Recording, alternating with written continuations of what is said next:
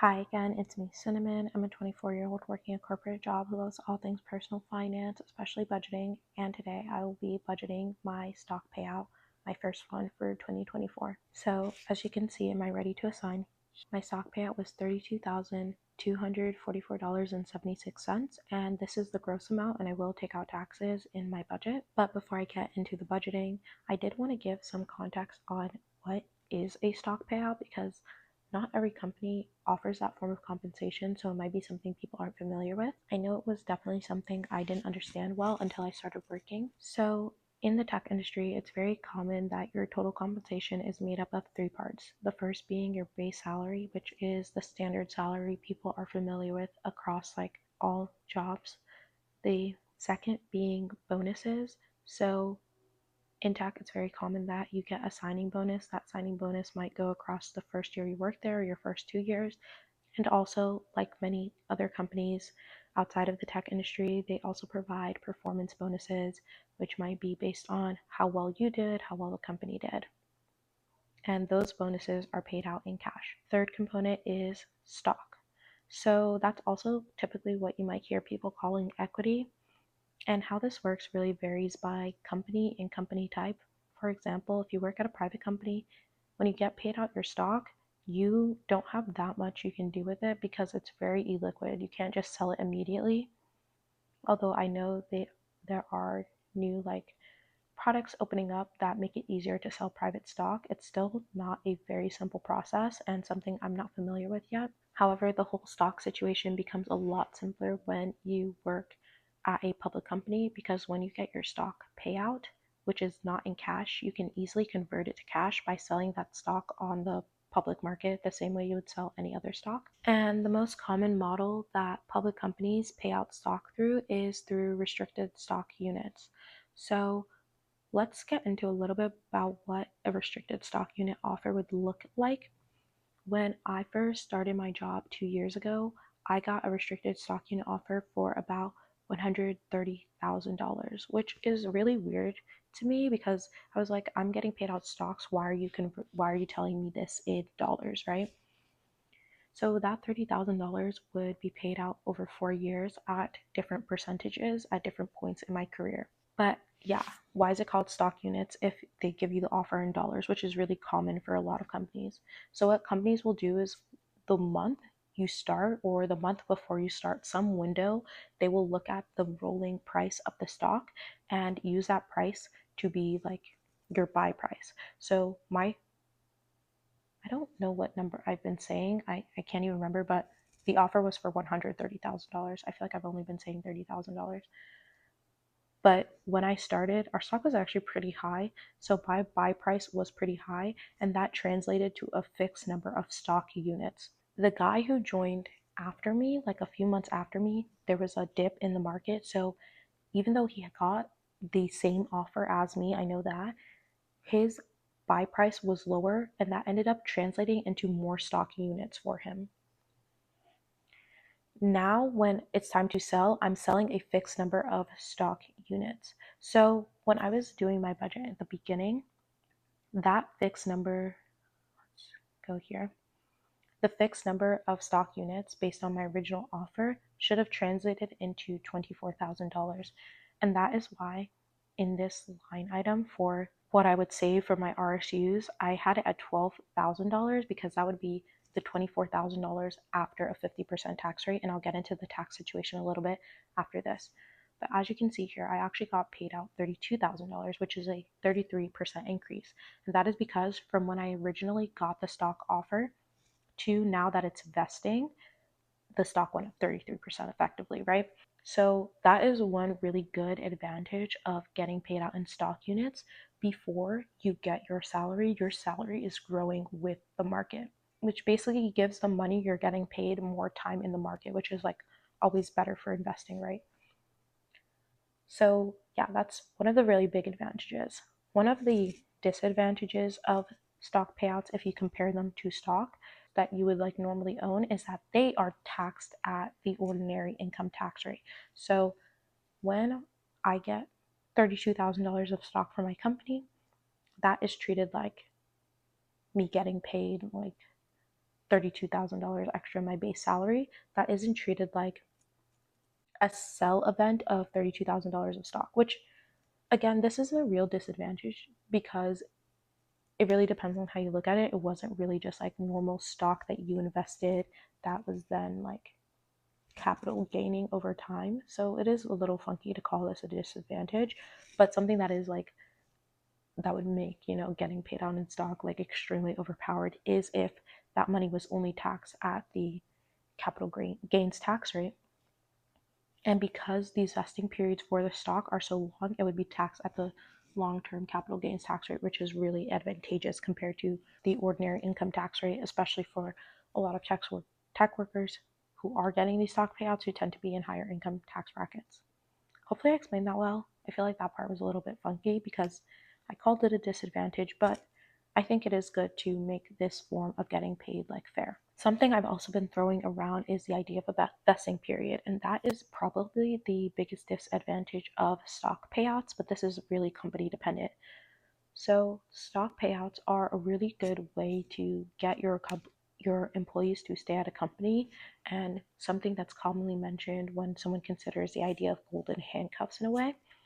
And the reason for this is because, like I said, when I started my job, I got a offer that would pay out $130,000, but that would have to be over 4 years.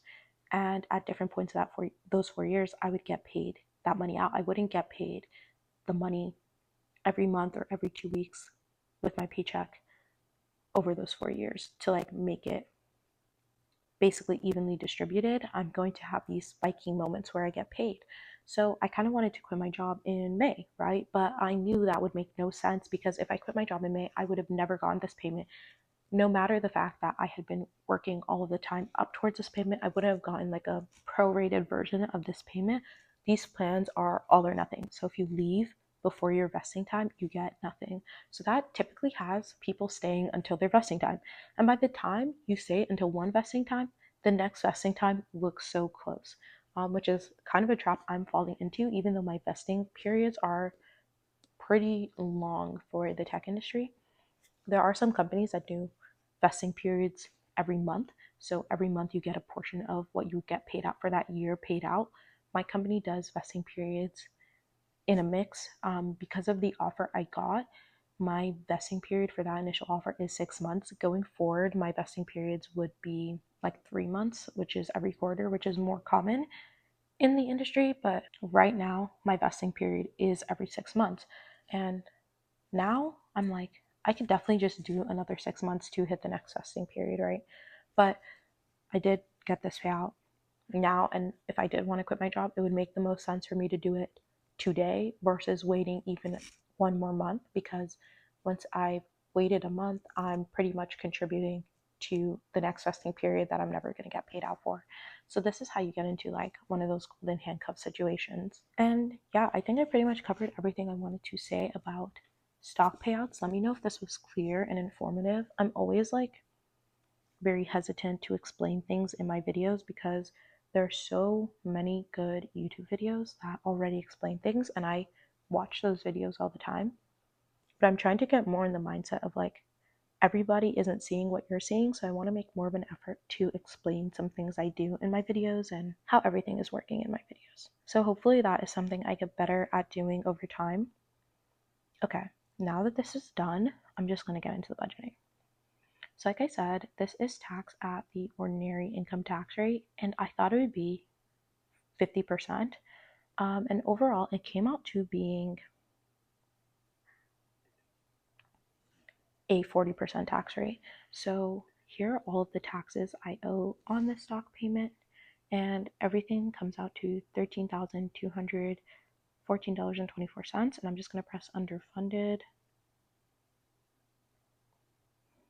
Let's see if I have anything overfunded now.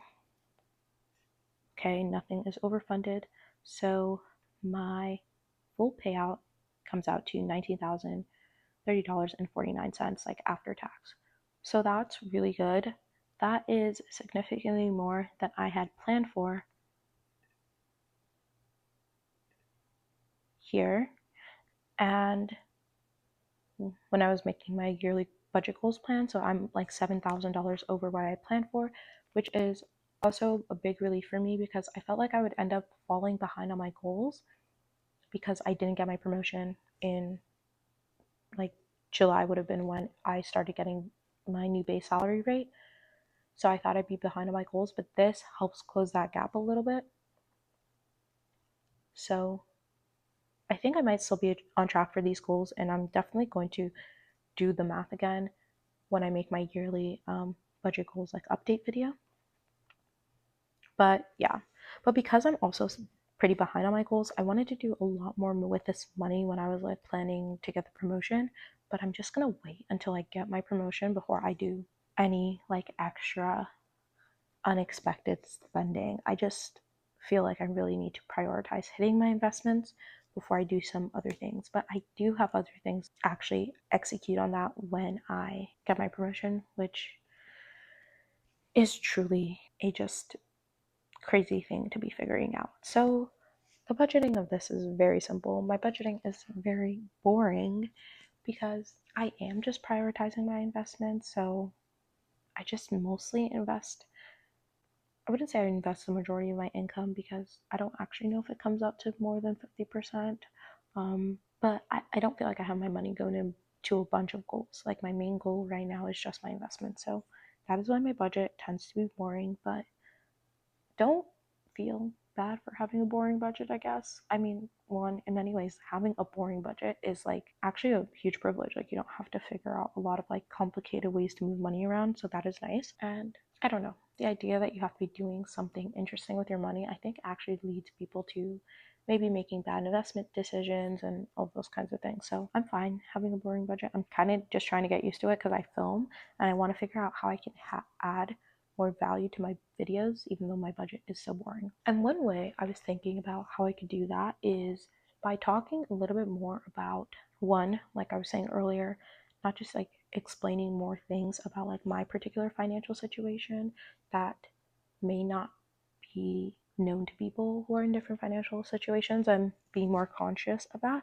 Another thing I want to do is talk more about money in like the abstract sense. I like reading these things called money diaries, and in those money diaries they ask people questions about like their background with money, their money mindset, all of those things. And I want to start addressing some of those questions more in my video. So something that is super relevant for me right now is the concept of like money and your self-worth. And this is so relevant for me right now because I have been going through it with the whole situation with this promotion. And I've been in a very similar situation like this before. When I was 17, I was applying to college and I applied to a college early. And to everyone's surprise, I did not get in early, which is crazy because I was like a really good student and all of those things. And I ended up getting into that college eventually. But when I didn't get into that college early, my whole like concept of myself and like how good of a student I was, how like valuable of a person I was, like really broke. And the thing that was so crazy about that situation was I was actually mentally losing it. Like I was crying every day for the first time I went to like therapy. I was crying every day ever since it happened. And like I feel like I could cry about it now just thinking about it because that was such a shock to my system at the time. But the thing that was so funny about that situation is that the reason I didn't get into that college early is because I applied. When I applied to that college, I was technically an international student because I wasn't born as a US citizen, and I didn't get my US citizenship until the literal last hour that I could easily get it before I turned 18. So I was applying to college as an international student, and this school had a policy on not accepting international students that need financial aid early. And I needed full financial aid because my family isn't wealthy. And I didn't know that policy at the time. And my college guidance counselors didn't know that policy at the time. And the school, like, not the month I didn't get in, let's say like 2 months after I didn't get in, they basically called my college guidance counselors and were like, they explained the situation. And I was just like, oh my God, what? You know, like it wasn't even anything to do really with me, but it really just highlighted like all of the doubts it brought in me were unfounded because I actually was going to get in, and they told my college guidance counselors that, and I did end up getting in. But sorry, I'm like losing track because I'm still so emotional about this. But it was also a benefit in a lot of ways because it let me know how entangled like my value system was with like my academic achievements. And I really had to, one, open my mind to going to other colleges. After that happened, I applied to like 15 other schools, and I at the time did not have any other school on my mind but this one. But I had to like start opening my mind about what my life could look like and all the various paths like I could actually follow in life. Yeah, so I've been in a situation like this before, and the way this situation is very similar is that, one, like, yeah, I'm going for this promotion, and in a very similar way, I expected to get it. Everything was lined up to get it, and I didn't get it. And it really did come out to things like outside of me, like the whole situation with my managers changing, all of these other things that are like going on. Okay, I'm back. I had to stop filming for a second, so that is why the screen is different. But yeah, I'm back. And what was I saying? Yeah, it came out to all of these things outside of me, but it really did impact my like feelings about myself, because it's not that it made me feel like I was less of a good engineer. It was just like, mm, and that was the same thing. It wasn't with school. It wasn't like I was like, oh, I'm any less good of a student. It was more like, what does it take? Like, I feel like I don't know what to do. I don't know where I'm going to go in life because I know I did everything right the way they told me to do it, the things I needed to do. I checked all the boxes. And yeah, that wasn't enough. That's not going to be the expected outcome. So, like, what is going on? You know, it's just when you think there's like this law of nature and it stops working, you don't even know how to reason about the world around you. So that's like similarly what is going on. And ultimately, you know, as I'm now having more time away from like the first part of the incident, I'm being able to like more clearly reason about the world around me. And again, it's so similar. I'm having the gift of it pushing me to get really clear about what all my options are. And I'm starting to think about like, what would it look like getting a new job? Like, I always thought that the best way to really move up in life was to stay at one place and work your way up the ladder. And even with job hopping, yes, I understand that makes sense. But I think job hopping makes sense when, at least this is like my past mindset, when you are also moving up in companies that you're a part of. And I'm really already at like one of the top tech companies. And especially for the sector of tech I work in, like, there's really only like two other options of tech companies that are at the same level of my company that I can move to. And it isn't really moving up in a way, it's just moving around, it's just shuffling yourself. And I didn't really feel like that was worth it, but I started opening my mind up to that idea. So that's number one. And in opening my mind up to that idea, I had to also really get clear on, what does it take to become a senior engineer? What does it look? How does a senior engineer really differ from a mid-level engineer, a junior engineer, and that kind of stuff? And I'm getting super duper clear on. So if you hear that, that is my boyfriend's cat having a fun time on the scratching post. So I really just want to film this and get this video out of the way because I've not been filming, so I'm going to keep filming past those noises. Sorry, guys. But yeah, I had to get really clear about that. And I'm coming to the same conclusion that I came to when I was 17 and I didn't get into my dream college on the first try. And the conclusion is that you cannot continue to have institutions give you opportunity. You have to constantly create your own opportunity. Not being a certain role at a company that I do not own, not being a student at a school that I do not own. Like, what do those things really matter? What matters the most is that I continue to shape my own education and I continue to like create business opportunities for myself. And that's a really hard thing to do, the latter part. Shaping my own education, maybe that feels so easy to me because I've been practicing that for decades now. Since I was a very little kid, I basically was creating plans for myself of things to learn, which is why I was able to, like, you know, start at a public school and get selected to go to like a really good private school for free, because I wouldn't just like stick to what I was learning in class. I would be like, I need to learn this additional math topic, and I was just like building curriculums for myself. And I'm back into that mindset now because I'm trying to become a senior engineer. And it's like, oh, the things I need to become a senior engineer, I won't necessarily just learn on the job, which is, I think, this like myth that is promoted a lot in tech, that through years of experience, you'll just learn how to build systems. Like, yes, to an extent, but you'll only learn the systems that come into the path of your work. But you, to really become senior, to really give yourself optionality, which is like, again, such a key word, and something that I'm so glad about, I'm remembering again from when I was 17, is the importance of optionality. Because okay, let me finish the first point. But to give yourself optionality is to study systems outside of the ones you work on, and that really takes a lot of grit and time, and that is something I've been like doing so much of.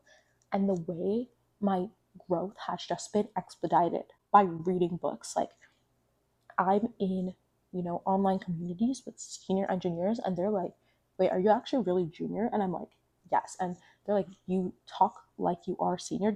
And the reason I'm able to do that is because I love reading books, and books are the shortcut to knowledge. People are spending 5 years gaining years of experience on how to design systems when someone's written a book about how to design these kinds of systems and have broken down like the trade-off so well, the options so well. And I just took the time to read that book, and it's given me the same amount of learning they had to, manually extract over 5 years in 5 weeks, right? Or actually, I read the book in 5 days. So it's just, reading is such a shortcut to life. But back to like optionality and how that connects to what I learned when I was 17. There's been another interruption, but I'm gonna just keep filming through these things because I need to just film and get one more video out and then get back into the habit of getting videos out. So yeah, I learned that gift of optionality when I was applying to college, because I, being like low income, I did not get to visit a lot of colleges before I went there. I made my decisions on which college I wanted to go to based solely on the Fifth Guide to Colleges. I just read every single page of that book and was like, this is a college for me. It describes me so well. But when I didn't get in, I had to apply to other schools. I applied to 15 other schools. And the reason I applied to so many other schools is because of my situation at the time being an international student. They have even lower chances of getting in. And also my situation needing like a substantial amount of financial aid. That really impacted my options of getting in. My chances. So I applied to so many other schools, and I got into a good amount of them. I got into almost all of them but like two. And yeah, if I remember correctly. Yes. Um what? Was I put on the wait list for that school, or did I just not get in? I can't remember. It doesn't matter. But when I got into those schools, I then got to visit all of those schools, and they paid for me to visit them. So that was a really wonderful experience that I would not have had if I had like just stuck to my priors of what I thought I wanted, where I thought I wanted to go to school, and got in and just like coasted. Yeah, it would have been nice having that like month of senior year to coast and not have to grind applications while also doing schoolwork.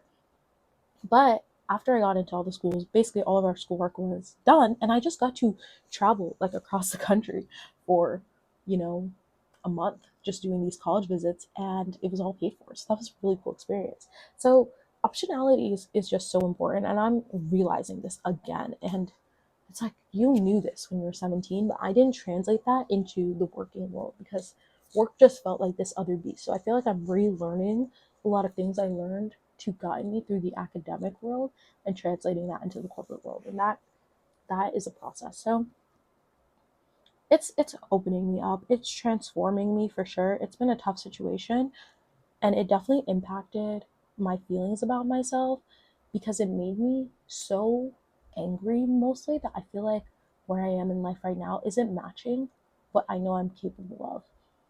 And that's really all on me. Like, at the end of the day, yes, my workplace like kind of screwed me for a promotion, but I really screwed myself by making myself so dependent on them for an opportunity. I should have always been prepping my interview skills so that at any point I could move to another company that is ready to give me this opportunity.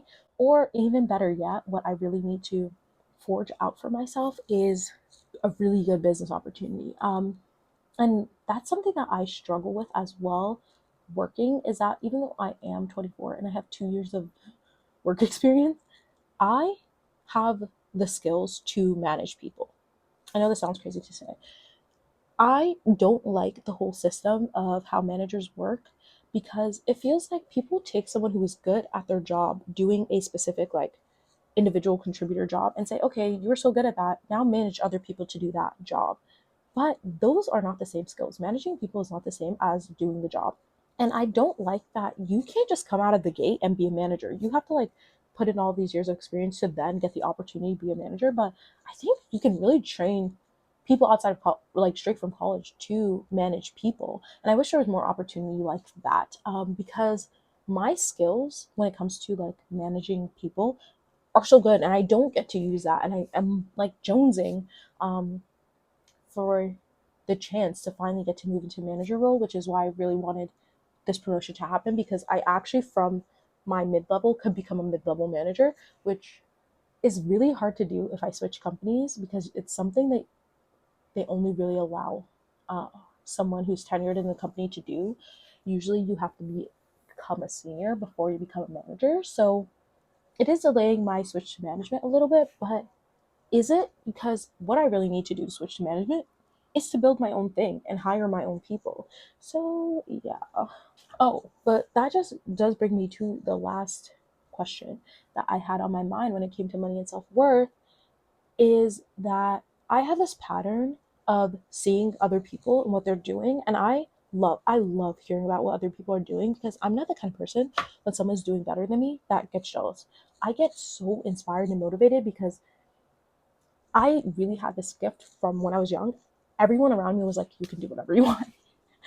Oh my god. Everyone was gassing me up, and I feel like that is so funny because when you think about like the spectrum of like masculinity and femininity, like being very reserved about your talents is like a like very feminine trait. And I do kind of have that tendency, which is also a little bit why I got screwed for this promotion because I wasn't advocating for myself enough. But I'm also, especially amongst friends, not gonna hold back, just being like, yeah, I have these talents. Like, we are incredible. We can do so much. Oh my God. And yeah, so I love hearing about what people are doing. And they give me these like benchmarks of what is possible. So I want, when thinking about how my channel could provide value, I want to provide another benchmark for someone of what is possible and also continue moving that benchmark um, as I achieve more in my life. I think that would be really great. And that brings me sort of to the question of financial role models. I'm really curious if you guys have any financial role models because I don't really feel like I do.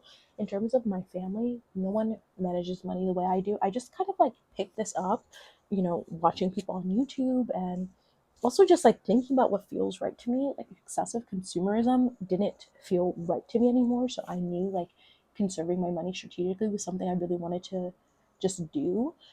And I feel like that's a fact I kind of came to independently, although it's not a unique perspective whatsoever.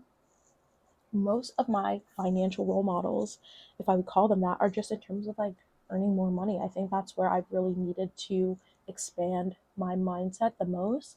And starting from college, I met this guy who was a senior and he was, going to have a job at a big tech company. And this would have been in like 2020 when I was a sophomore that I was talking to him. And I was like, we actually got to talking about specific financials, which I'm really grateful for. And I remember before I went to college, like looking at sort of the median salaries for each major at my college. And it was something like for my major that I was going to switch into because I was not studying computer science at that time.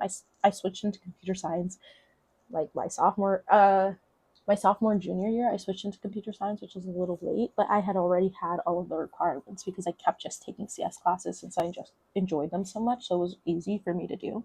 But yeah, when I was looking at computer science, it was somewhere around like $120,000. And I was like, oh wow, that's so good. Like, and it is good. Okay. But I'm talking to this guy and I'm like, oh, like he's working at a big tech company. And I'm like, oh, like, he's like, his offers for like $170,000. And I'm just like, wait, what? Like, I thought 120,000 was like the highest it would go to, because they were doing it in some like percentile sort of way. So it was like just blowing my mind that, and this was like also poor understanding of statistics. Like, obviously, there are some people who are going to be above 120, but blowing my mind that, someone right out of college would be making that much money. I just wasn't even thinking of having a goal like that. Like, my goal was like 100K. And the fact that when I graduated, I started out making like 200K, which isn't somehow reflected in my videos because my start date was in July and I worked for like half a year, which isn't the same as the tax year. So when I look at my salary in terms of the, and I guess I can do this now, actually just go into reports. So I started working in July of 2022. And if we look to June of 2023, okay, not what I meant to do. Yeah, my total like earnings for that time was like 218,000. So when I look at it from my start date versus like the taxable year, it's over $200,000. But when I look at it through the taxable year, it's under $200,000, and that is to my benefit actually, because then I end up paying less taxes. So I'm not mad about it at all. But yeah, the fact that I ended up like starting college making double that was unfathomable to me, right? But I was easily able to accept that because I had already talked to that guy, and a huge part of like why it was 30,000 over what he was making when he first started is just because of inflation. So there's stuff like that too that I was updating my mental model to account for inflation, while salaries had updated. So he was a financial like role model in that sense that he was one of the first people who like started making me expand my mind of what I could earn like right outside of college. And there's this YouTuber. She doesn't make YouTube videos anymore. She's mostly on TikTok. Her YouTube used to be called Hot Girl Wisdom, but now she goes by the Stanza, which is like the name of her newsletter. Her name is Nadine. She was working in private equity, and she was talking about how she was 27 making $700,000. And again, this is just something where it just like was like, what? Like, but it all makes sense, right? Like, when you actually look at it, all of these things are really possible, but sometimes you just need to hear someone else doing it to like push your mental model. And so that's like not exact goal I have for myself, because I don't want it to be like at 27 I have to make this much, but that's something where it's like, oh, a benchmark. And I know, and that's why I'm not scared to become like a senior at 26. I think there are a lot of people who like are have hesitancies about how can I be a senior when I'm younger than other like younger than mid-level people. I don't have those hangups at all because I have this person I've heard of who's done a thing, and I'm like, if they can do it, why can't I? And it's not just why can't I to like best them. It's also because that is something I want for myself, right? It's something I want for myself, and I'm breaking down a lot of perceived limitations on what I have about how it should be available to me. So that is like a long-term goal of mine in a way. Like, I think by 28, because I like to work, 28 makes sense to me. It's not exactly like making 700K. Honestly, by 28, I want to have my own business and all of the things that would go into that. I want to break down in another video, but these ideas wouldn't be flowing so off my tongue if I wasn't seeing other people who are just like comfortably in that life stage. I think, I um I have two friends. I have two friends that we like really talk about money, and every time we're talking about money, we're talking about like what our businesses would be doing and all that stuff. We're starting at 10 million, and I love that. And we always talk about like, I love the fact that everything that we talk about has like extra zeros, because you can't have those conversations with everyone, and it seems a little silly to some people when they haven't seen a model of someone else doing it, so they kind of don't feel like it's possible. But I just have two friends, like, we just start every conversation and it's like, okay, so what do we do to get to $10 million? And it's just really fun. It's really fun to like have these people in my life who are like pushing the limits of what I think are possible financially. And this video is already quite long, and this is going to have to be a video of its own, but why $10 million is so important, because I I don't really care about money. It's like I don't care about like having $10 million, but it's like I care about doing a thing that would make me $10 million. I care about like doing something really high impact in the world, and a lot of times that does translate into money. So money is like a way of keeping score of a thing you've done. It's not always the way, because there are a lot of things that people do that expect really high impact that do not have like a really high monetary value in how we translate it in society today. But a lot of those things are not things I'm interested in doing. I'm interested in building tech and software. Like that is something that can very easily make you money. I'm also very, very interested in business. Like business can make you money. So that is a huge part of that. And so having these financial goals, they don't feel like in opposition to my life goals. Like I don't want to secretly be an artist. No, that's never been me. They feel very much in alignment with that, and I feel like that is why money is like such a fun thing to talk about for me, and easy for me in a way. Yeah. Anyway, this has been a long rant. Hopefully I watch this back and it makes sense and it's an enjoyable listen. I want to continue like kind of expressing myself more when it comes to money beyond my budgeting, because I get a little bit shy. And this is what I mean about like that masculine feminine tension is sometimes I get really in the zone and I can be like, okay, these are the facts. And then other times I feel this compulsion to like hide my ambition, you know? And I think that is a little bit from how you're conditioned as a woman that I do try to fight against. But online, it's not that I'm saying people have negative like pushback or anything, but I just don't see it so much, and it does feel like crazy to like come on like line to people who don't know me and be like, here's how I'm gonna make $10 million, or I want to make $10 million like kind of soonish. I actually want to make $3 million kind of soon. I'm gonna tell you guys all the goals. I'm gonna build up the confidence to tell you guys all the goals. I'm gonna tell you guys all the plan as if I'm talking to my besties, because this is what I talk to my besties about. I feel so shy right now. I'm like blushing. I feel very shy, but I think it's important. I think it's important because when I think about how I can add value on this channel, that's what's added value in my life. Hearing people talk about their big goals, hearing people achieve their big goals, and I hope to be a model for that. And maybe in being a model for that, I could be a financial role model to someone else. Um, yeah. Okay. New adventure. I'm getting my life together in crazy ways. Anyway, thank you so much for watching, listening. My budget was so boring. So if you really watched and listened to all this to this end, I just have the biggest thanks. And again, if you have financial role models, please comment them, share them. I think that's such an interesting question. Or if you want to talk about how like finance impacts your self-worth, I'm very, very curious. So yeah. Anyway, I have a lot of videos that I need to make. I'm going to make a budget video soon with my normal paycheck. I'm going to also have to do my yearly goals video, so watch out for those if you like this. And let me know if you like the chattier thing going on too. Okay, bye.